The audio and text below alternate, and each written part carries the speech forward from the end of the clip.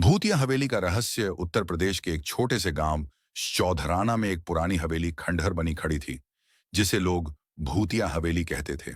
कहा जाता था कि वहां जो भी गया कभी लौटकर नहीं आया। गांव के बुजुर्गों की माने तो उस हवेली में रात को चीखें सुनाई देती थीं।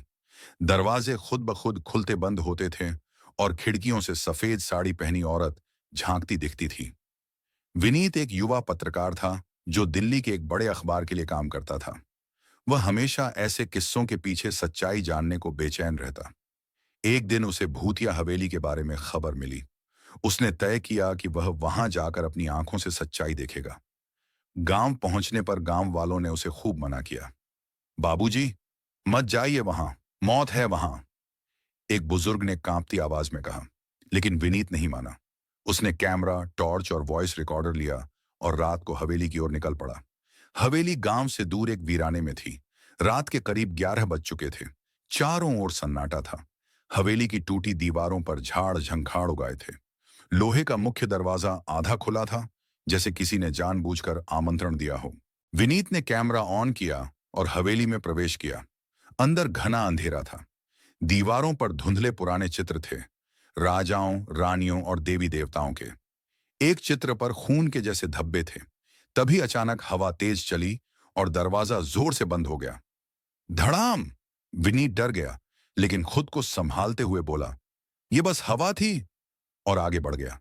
विनीत जैसे जैसे अंदर बढ़ता गया, हवेली और भी डरावनी लगने लगी। उसे लगा कि कोई उसे देख रहा है।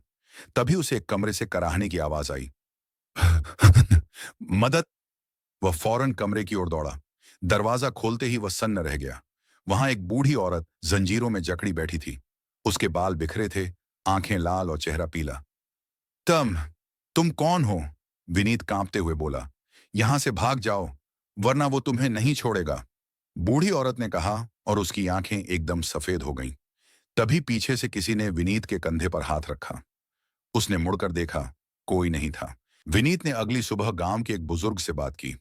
उन्होंने बताया कि यह हवेली कभी राजा आदित्य सिंह की थी। राजा को काले जादू में रुचि थी।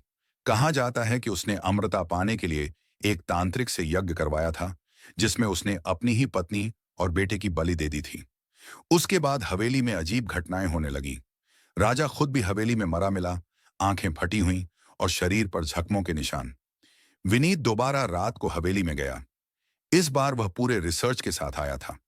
जैसे ही वह अंदर गया, उसे चारों तरफ मंत्रों की आवाजें सुनाई देने लगी।